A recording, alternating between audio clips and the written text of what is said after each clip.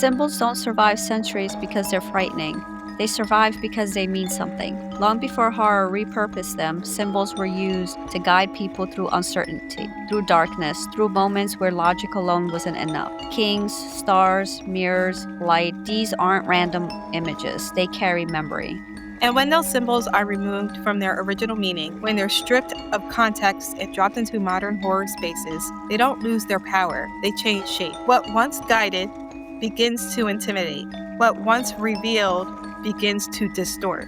Tonight, we're talking about one of the clearest examples of that collision, the Three Kings, a name rooted in faith, revelation, and light, and a modern ritual that borrows that authority but replaced its meaning with fear, isolation, and unanswered questions. This episode isn't about belief versus skepticism. It's about understanding how sacred symbols get rewritten into something darker and why those rewritten versions feel so real to the people who experience them.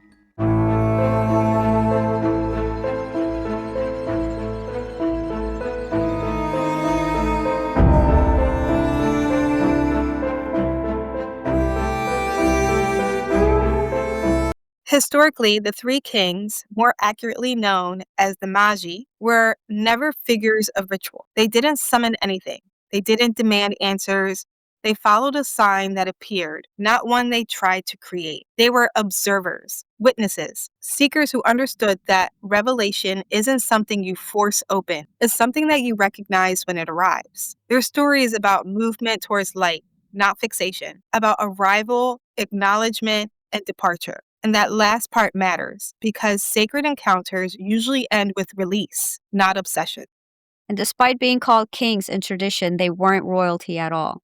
They were scholars, astrologers, priestly figures. The authority they carried didn't come from power, it came from insight, which already puts them in direct opposition to how the Three King rituals frames authority. Because a ritual doesn't offer guidance, it promises answers, and those are very different things. The Three Kings ritual doesn't appear in any ancient text. There's no medieval grimoires, no religious offshoots, no occult lineage. It emerges online in the early 2010s, framed as a dangerous paranormal experiment meant to be performed alone, in darkness, in silence. 3 chairs, 2 mirrors, 1 participant seated in the middle. The mirrors face each other, creating an infinite corridor of reflections, while the participant is warned not to look too deeply, not to fall asleep, not to move. We kind of talked about this when we did our mirror episode, right? Yeah. Yeah. Even we were casually talking about feng shui Mm-hmm. and having mirrors in your room. And I was like, I don't have one. I think you said something like you shouldn't have one, or if you do, you have to have it in a specific area or something Well, to yeah, you affect have to it. have something to balance the energies because what it does is reflects the energies in the room, so Yeah. it messes up your sleep, and that's why if you have bad sleep, is because of the mirror. So you put a salt lamp or a Something to crystal, absorb yeah, that something energy. something that when it reflects off the light, it absorbs that energy instead of reflecting it back into the room. Yeah, I know there's people who have fear of mirrors, Mhm. which didn't understand that, especially just watching something with the baby and fears came up or phobias. And there was one, it's a phobia of mirrors. And I was like, that's a hard way to live life because are you afraid of mirrors or of reflections? Yeah. Because almost anything could be a mirror. And I think it's because people truly believe what's reflected back might not be them. Mhm. And that kind of mindset scares me. Yeah. So to sit and try to do a ritual, basically creating that scenario makes no sense to me. That's so scary. I don't like rituals. But what's immediately striking is how the ritual mirrors sacred structure while inverting its purpose. Instead of light, you're placed in darkness. Instead of community, you're isolated. Instead of guidance, you're promised knowledge, but only if you endure fear. This is where modern horror excels. It doesn't invent authority, it borrows it. The word kings alone carries weight, judgment, power, witness. But here, there is no star, no external guide, only mirrors. And mirrors that don't reveal truth, They reflect expectation. Horror gravitates towards sacred symbols because they already live deep in cultural memory. Even people who don't practice religion recognize their gravity. Kings, angels, rituals, revelation. These words feel important because anything scary even happens. When you remove your original meaning, fear fills the gap, and fear is persuasive. That's why rituals like this feel ancient, even when they aren't. The structure tricks the brain into reverence. The rules mimic devotion. The isolation mirrors pilgrimage, but without a purpose. And when people walk away shaken, they assume something supernatural must have happened, because why else would it feel that intense? People who claim to have performed the Three Kings ritual report remarkably similar sensations. Not identical entities, not consistent messages, but consistent feelings. A sense of being observed, chairs feeling occupied, reflections behaving incorrectly, thoughts forming that feel intrusive rather than internal. And that inconsistency is key. In sacred encounters, patterns repeat. In mirror based horror, the experience adapts to the participant. What you bring with you shapes what you encounter, which leads us to one of the most circulated firsthand accounts online. This account appeared on Reddit several years ago and has been reposted countless times. The user never claims to summon anything. In fact, they emphasize how quiet the experience was, which is what made it unsettling. They wrote that about 20 minutes into a ritual, nothing happened visually. No shadows, no faces, just silence. Then they noticed something small. The reflection of their hands didn't move at the same time theirs did. Not dramatically, just delayed. They said the moment they noticed it, the delay stopped. But that's when the feeling changed. And that's when I would have stopped. I don't understand the fascination with these weird rituals like Ouija boards. I guess I understand why people want to talk to loved ones, but like people like doing it for fun or even like ghost hunters with the spirit boxes and like trying to connect to the other side because one, you don't know what you're actually connecting to and you don't know what you're inviting into your energy. I think that's the excitement of it. That's what excites them. That's the adrenaline, the fascination is the fascination too of there's something out there, is something after No, I get the death. excitement, like, "Oh my god, this place is haunted, it feels haunted." I'm like, the communing with trying to commune with them is where I feel like it might be a little too much. Now, if they try to commune to me, I don't know, naturally, I think it's more the enhancement of it. Like, it's not enough of an experience for some people to just have these little slight signs of it. They want to go deeper. So they, create these tools now where you can like vividly hear things from the other side or see things on the other side. And it's like that's too much for me because it's like though I know like, you can cleanse yourself, you could tell them that please don't follow me. Please stay here. But it's like, I feel like it's more like once you let them know you're open, they might not follow you, but it doesn't mean something else won't. But sometimes spirit does they just wanna tell their side, their story. They're just here and they can't move on until somebody knows what happened to them. But that's not all. Yeah, it's not all, but it is sometimes. So you're never gonna go ghost hunting with me? Like, you don't wanna do that? I have I'll to do find it. No, someone. no, no. I'll Lie! do it. No, lie, you just said you don't understand it, and now you wanna be involved. I I'll do guess I it have because to I find do someone find it. else. No, I do it because I do find it exciting. But it's like it's more like the ritual base. Like The I don't. ritual, I don't understand. Yeah, the ritual it just turning on a ghost box or a spirit box, walking into a building, having a regular conversation with each other, and something else wants to communicate, that's different, but just doing a whole ritual, Yeah, you like know what I I mean? think like That's a yeah, seance like, it's or a yeah. Ouija board. I'm like Like, no, I'm fine with just turning on a spirit box and seeing what comes through, if anything wants to communicate, because it but almost to seems like force it, I don't know, like, I'm not the type to force it to happen.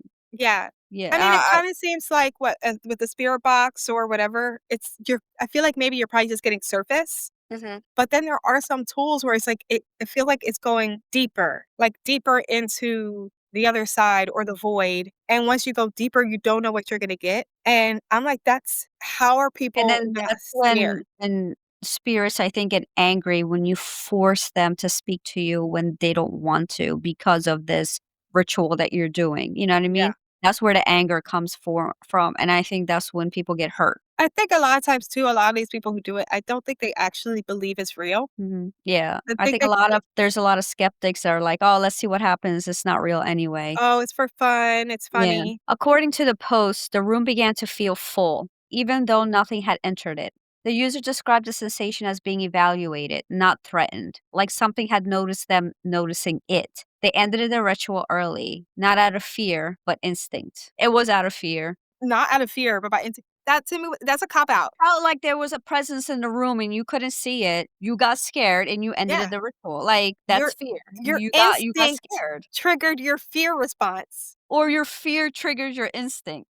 Like, come But on, man. stop it. My thing is, I feel like instinct is almost anytime you get that instinctual feeling, it is because you are in danger Yeah. and you're fearful. I don't know. I feel like, yeah, well, I'm a guy, so I don't get scared. Your instinct tells you to run or leave a room or stay away from somebody is because there's danger. Yes. Yeah, It's not it doesn't come from nothing.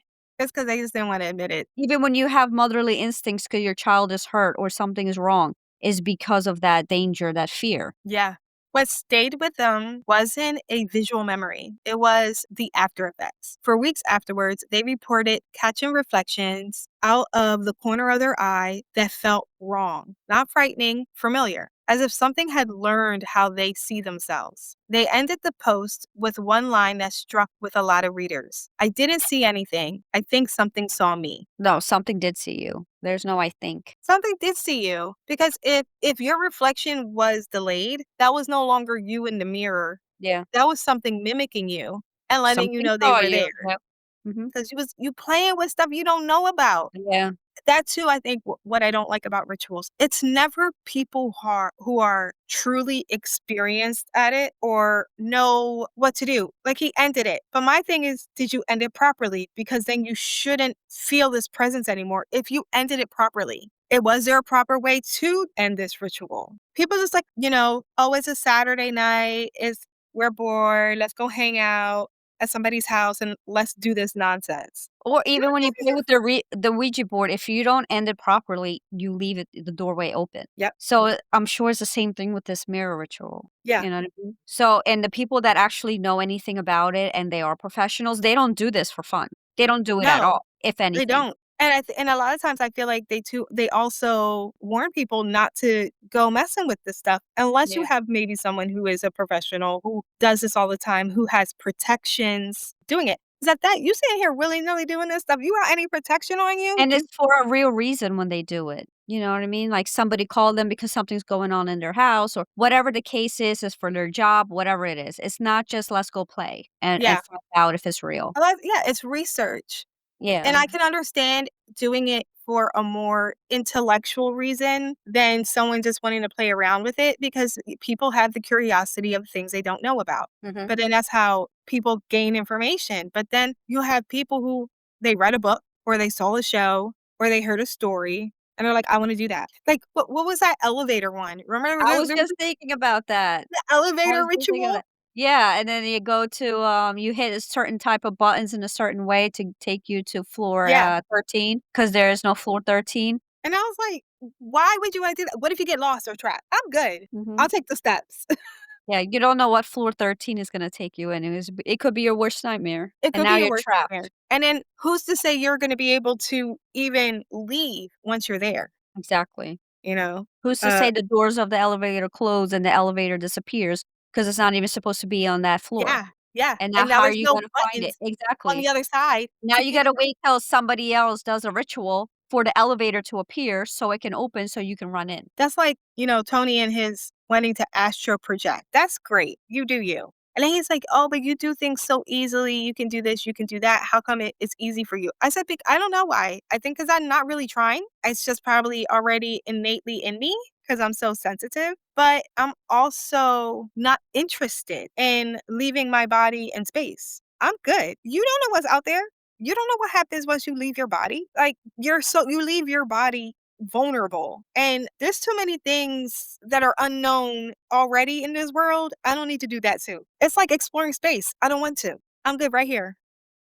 There's another account that circulates alongside the more unsettling stories. and it stands out because of how ordinary it ends. The user wrote that they completed the Three Kings ritual exactly as described, same setup, same time, same warnings, and according to them, nothing happened. No shadows, no voices, no distorted reflections. They said they sat there for nearly 40 minutes waiting for something to change. But what did change was their emotional state. They described becoming increasingly aware of their own thoughts, memories they hadn't considered in years, intrusive questions about guilt, regret, and things they avoided dealing with. No external presence, just internal pressure. Eventually, they ended the ritual out of frustration. And here's why the post matters. They wrote, I didn't feel haunted. I felt exposed, like I'd been staring at myself without distraction, and I didn't like what surfaced. They reported no lingering activity afterward, no shadows, no dreams, no sense of being watched.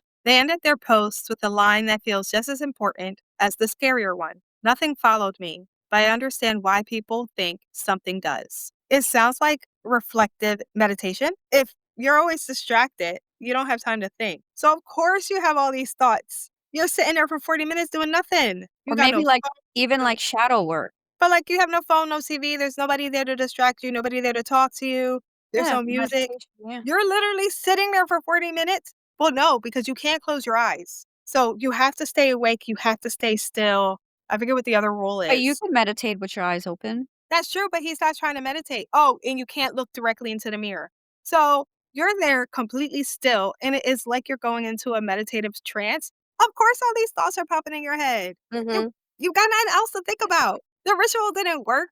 It's just that's your brain. You finally listen to it. Like, what the hell? These two stories couldn't be more different. One ends with a lingering presence, the other ends with self recognition. And that's the point. Mirrors don't summon the same thing for everyone. Sometimes the horror isn't paranormal, it's proximity.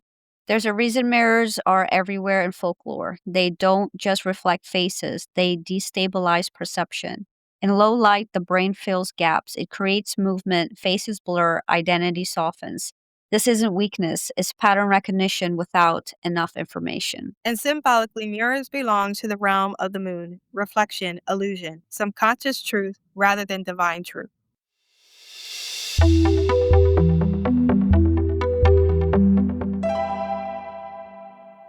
Tonight's omen isn't about prediction, it's about orientation. Light versus reflection. In tarot, light appears as the star, hope without demand, guidance without fear, a presence that doesn't require you to prove yourself worthy of it. Reflection belongs to the moon. Dreams, doubt, distortion. The moon doesn't lie, but it only shows pieces. It reflects what's unresolved. The star draws you forward, the moon turns you inward. And the omen is this: when you seek answers through light, you are changed, but not consumed. When you demand answers from reflection, you may only meet yourself, fractured, multiplied, and unfinished. Not every mystery is meant to be entered, and not every silence is an invitation. What I get from this is like, if you're asking for answers through light and love, I think what you get back is light and love and like positivity. But if you're asking for answers in a more dark place, you get not answers, but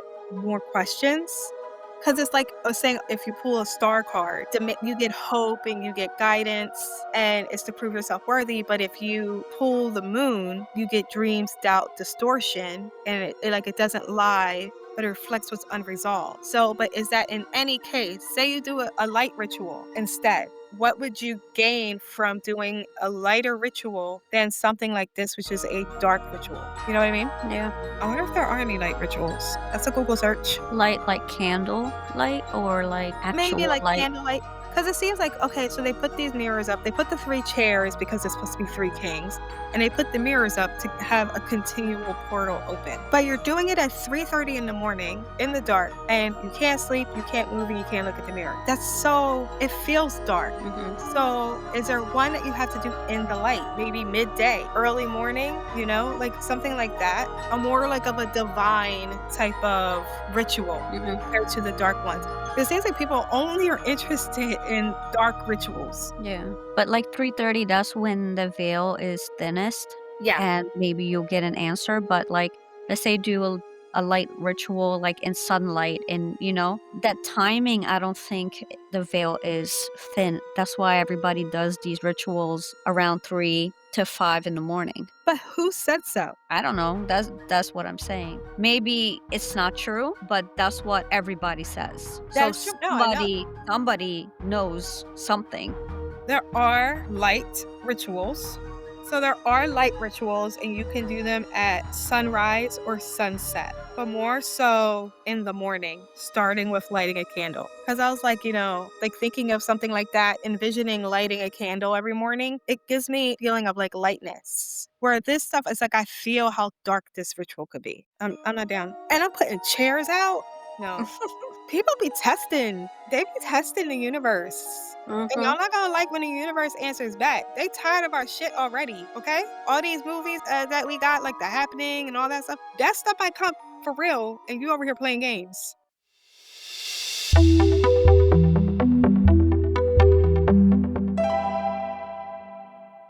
And this is where I want to be clear on something personal. I celebrate Three Kings Day every year. It's sacred to me, it's about guidance, generosity, and light that's offered freely. So it matters to me to say this plainly. The ritual we've been discussing has no connection to that tradition. One follows light when it appears, and the other sits in darkness demanding answers. The distinction isn't subtle, it's fundamental. The real danger of the Three Kings ritual isn't that it opens a door, it's that it removes meaning and replaces it with authority. It teaches people that fear equals truth. And when symbols lose their roots, anything can wear their shape.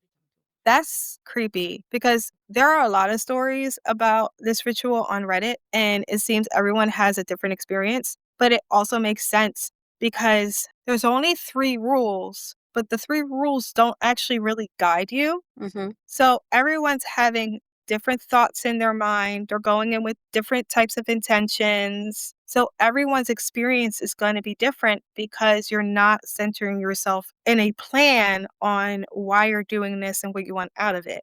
Hmm. So it makes sense, like, where one, it was scary and he saw his reflection moving like slightly off, and the other one where it was more of an internal inspection of his self. Maybe those were things you needed to see. I don't know, but it makes sense that no one's experience would be the same. Well, with any ritual, you have to ground yourself and you have to protect yourself But before you do it. a lot of people don't even realize that.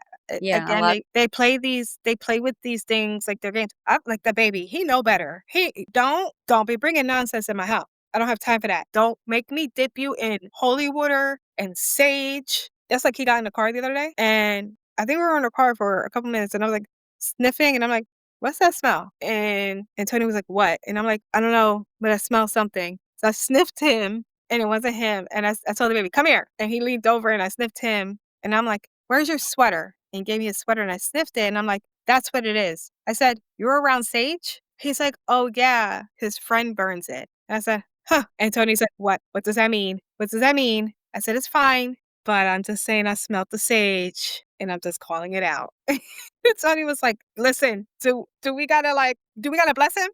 He's fine. He's fine." I was like, but like, I'm like, "Oh my God, kid, you got me over here going crazy." I smell it. And it's like, I've been, especially now, I've been like keeping my guard up and open to like what might be coming my way Mhm. because I don't trust people. I don't trust people. I just actually heard this story, and this girl was talking about, like, she heard this story that she lived in an apartment building and she lived upstairs and she had a neighbor downstairs. And the downstairs neighbor, every time she saw her, would be like, "Oh, hi, how you doing?" And then she'd be like, "You want some fruit?" Or "Do you want this candle?" Or was always trying to gift her something. But she was raised, you don't take gifts from strangers. Mhm. And maybe up to like 10 times she kept offering her gifts, offering her gifts, offering her gifts. And she kept saying no. She said it got to the point where she felt like the neighbor was waiting for her to leave. Mhm. And she's like, "No, I'm not interested. I'm sorry." She said, "Why won't you take any gifts from me?" And she said, "I was just raised,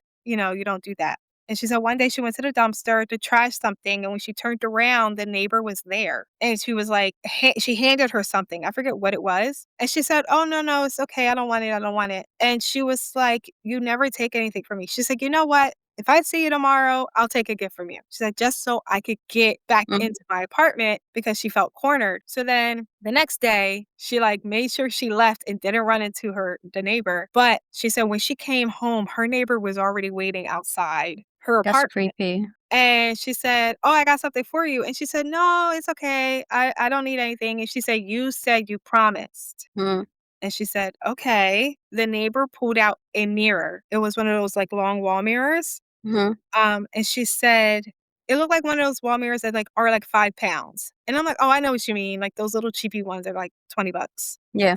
But she said for some reason, when she picked it up to take it up to her apartment, it felt like it weighed 20 pounds.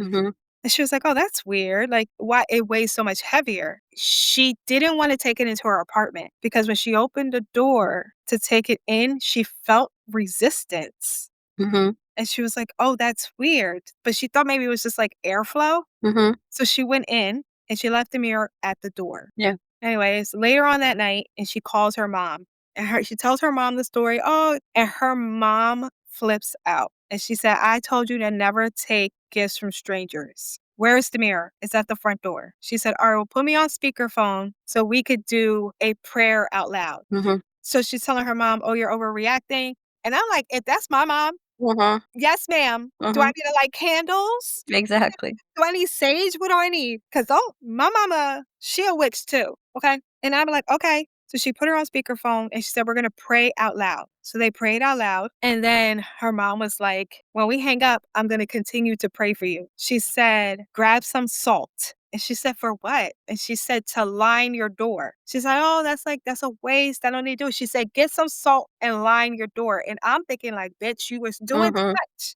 Yeah. Your mama said, "Get some damn salt," okay? If she tells you to pee on the damn floor, you do it. Like, girl, Mhm. you're killing me here. And I'm like, and they Spanish too. So I'm like, and they truly believe. So she got salt and she said she took a lot of salt and she poured it and that's it. Then she like went to bed, didn't think anything of it. She left the mirror outside still? Yeah, it was in her apartment, but at the front door.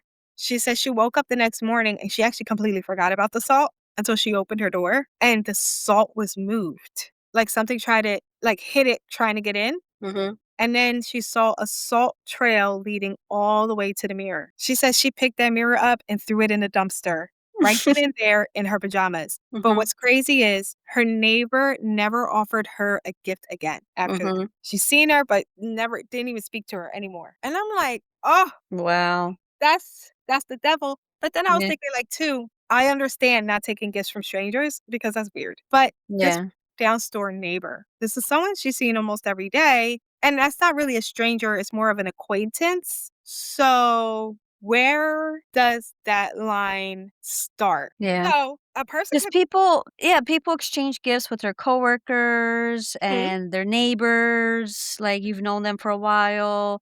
I mean, in some way, these people become your friends. They're yeah, not strangers. A stranger to me is someone I've never met, yeah, that's you know what I mean? And someone or comes up to me on the street, and I'm like, "I have no idea who you are." no, I can say that. A stranger is somebody I've never met, but I will still consider though I see my neighbor and we might pass by, I don't say hi to you, you don't say hi to me. I don't actually know you. You're still a stranger. Yeah, that's fine, that's a stranger, but if they had interactions Yeah. on a daily base, at some point, they stop being a stranger Yeah. because you know something of them. But my thing is too, is you have people in your life as well that try to do you dirty. Mhm. It could be your best friend who's trying to give you their negative energy. Exactly. And that's what her mom said. She said, like, because the mirror felt heavier. She said, it's filled with her bad luck and negative energy. Get it out of your house. She's trying to transfer it to you. Mhm. And she was like, I don't believe that. And I'm like, girl, How does she not believe this? were you not raised by this woman? That's what I'm saying. You've lived You with think it you're over your here whole thinking life. you're over here thinking your mama crazy. You know what? The baby probably thinks I'm crazy too, though. So I kind of understand it, but you still better believe me because I don't have time for your nonsense. I don't need to come see you one day and you're a whole different person because you got Mhm. taken over by something. Something in the mirror. A mirror, love spell, Mhm. a gree bag. If I could tattoo a freaking evil eye on his forehead, I would.